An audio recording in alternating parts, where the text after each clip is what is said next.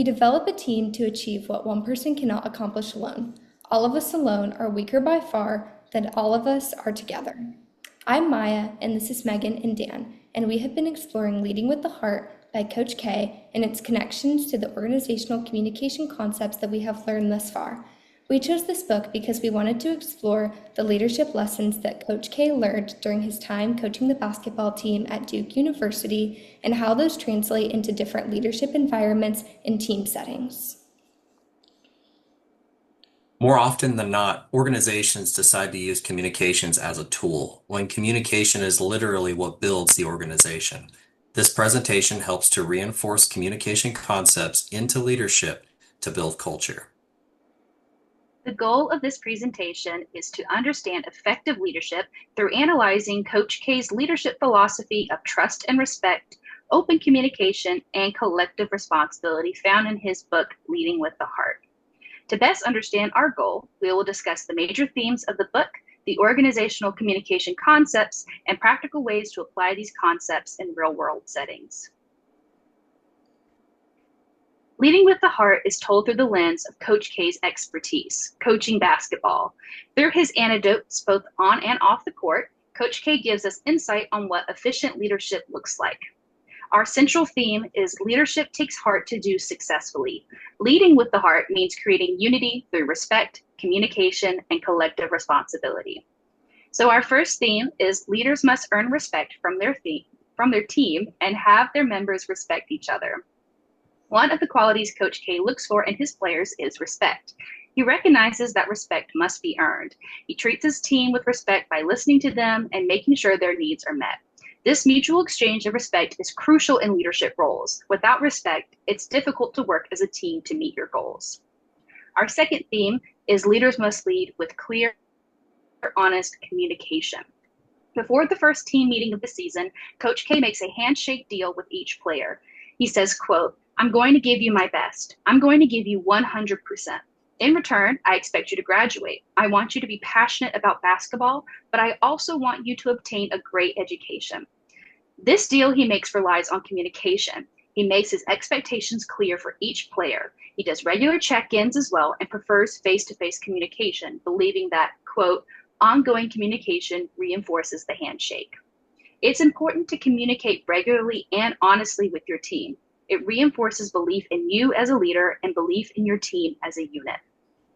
Our final theme is leaders impart a mentality of collective responsibility upon their team, in which they all work to serve the needs of the whole. Collective responsibility is the idea that a team wins together and loses together.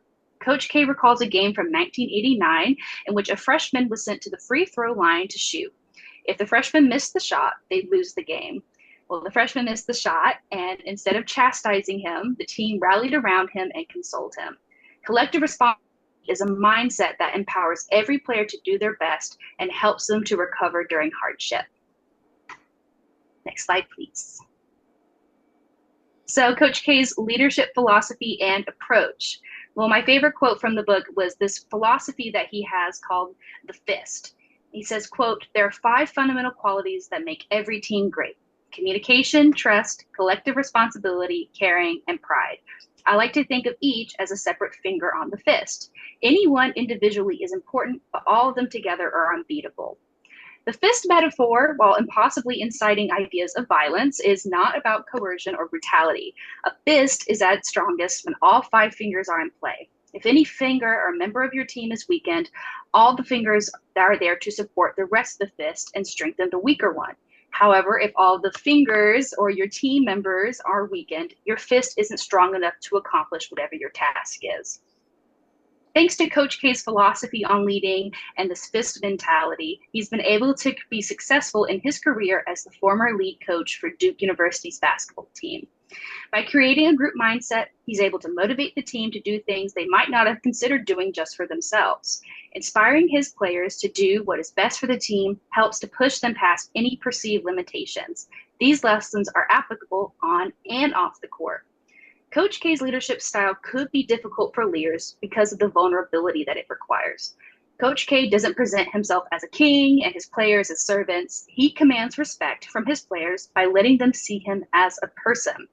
His style might also need some flexibility and adaptation. I don't think everyone intends on coaching college basketball, but a leader of a marketing office probably won't have the opportunities for relationships with the team members' families in the way that Coach K does. This idea of family and a team might not work in some professional settings and might require evaluating your professional boundaries. But when we look at all of these things, we can see how they lead to great leadership. The leadership themes that we have identified in Leading with the Heart directly correlate with organizational communication concepts that we have learned so far. The theme of respect directly correlates with democratic leadership. Democratic leadership emphasizes the shared decision-making, mutual respect between leaders and team members. In this style, leaders do not demand authority, but rather earn respect by involving others, listening actively, and valuing each person's contributions. Coach K puts this organizational communication concept into practice and recognizes that the communication of respect must be mutual between leaders and followers. Next, communication is a crucial part of the systems perspective. From a systems perspective, organizations are not merely physical structures where information is transmitted, but rather intricate communication systems in which meaning is created and sustained through interaction.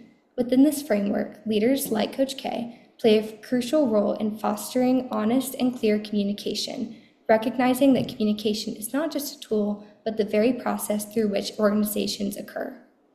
Lastly, the concept of collective responsibility relies on interdependence. The concept of interdependence emphasizes the idea that the effectiveness of any one part of a system relies on the unique relationships it shares with others. Leaders who impart a mentality of collective responsibility upon their team, like Coach K, recognize that organizations function not as a machine made of isolated components, but rather as an interconnected system where individuals, activities, and units influence and support the whole. Next slide, please. Some real-world examples of these concepts put into practice are as follows. Google's Project Aristotle was an internal initiative aimed at understanding what makes a team effective. The results revealed that psychological safety, mutual respect, and open dialogue were more critical to team success than individual talent or intelligence. This strongly reflects democratic leadership principles such as shared decision-making, respect, and trust. Next, Southwest Airlines practices a systems perspective where communication is seen as the glue binding the entire organization, not just as a tool for command and control. And lastly, the Navy SEALs demonstrate the concepts of interdependence and collective responsibility in high-stakes team environments. Respect, communication, and collective responsibility enhance traditional communication by fostering trust, openness, and shared purpose, leading to more engaged and cohesive teams. However, they can challenge conventional top-down structures by diffusing authority, requiring more time for consensus, and increasing the complexity of the shared decision-making process. Democratic leadership, the systems perspective, and interdependence all impact organizations differently based on structure. In team-based settings, they boost collaboration, flexibility, and innovation. Hierarchical organizations may struggle with these principles due to rigid roles and departments, but gradual integration can improve engagement. High-stakes fields like healthcare or the Army may require interdependence, but balance it with clear authority. Startups and creative industries thrive on these principles due to their need for flexibility. Their effectiveness ultimately depends on alignment with organizational and cultural. Thank you. Now we're going to shift the presentation to real-world application of Coach K's teachings on building high-performance teams. Today, we'll discuss key concepts and practical recommendations for organizations looking to improve their team dynamics and performance. The first recommendation is fostering a culture of trust and respect. Coach K elaborates on the level of cooperation on any team increases tremendously as the level of trust rises. He often referred to his team members saying, well, we won that game or we won that championship because we were lucky. But he actually says it was because the team trusted each other. Our first recommendation for fostering a culture of trust and respect within an organization can be achieved by demonstrating care and empathy toward team members, being direct and honest in communication, and leading by example.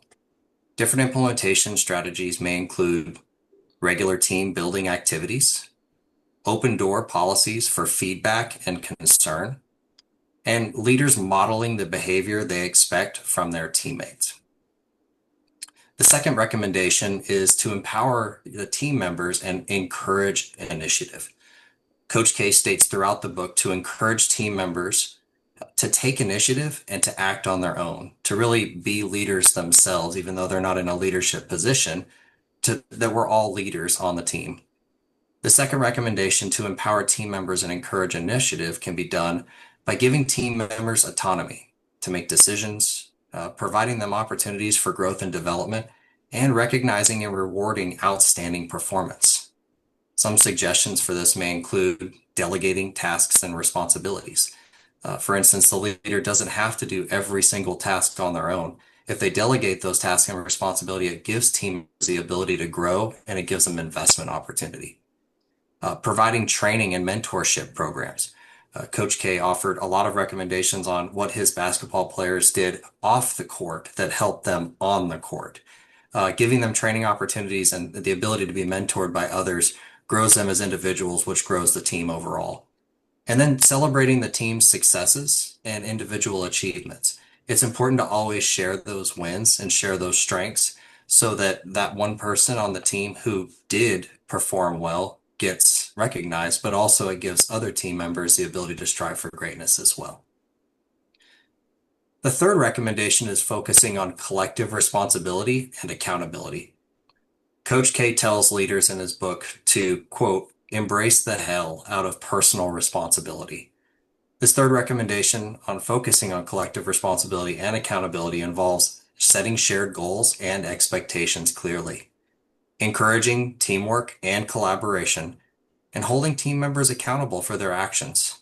Some suggestions for this may include setting clear team goals and objectives.